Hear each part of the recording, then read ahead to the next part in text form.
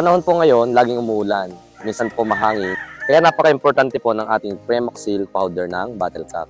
Kasi ang ginagawa po namin dito, ginagawa po namin to as prevention. Bali sa amin po, every month, nagbibigay po kami ng Premoxil upang sa gano'n, mas madaling masolusyonan kung sakaling merong hindi maganda nangyayari sa ating mga manok.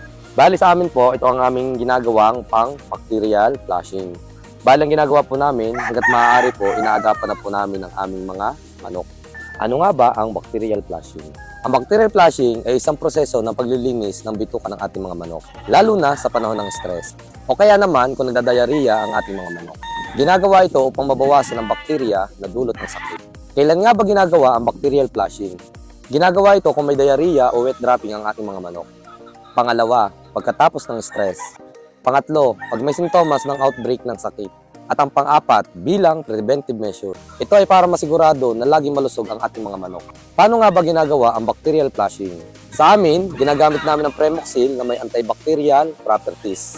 Binabawi nito ang fluids na nawala dulot ng diarrhea.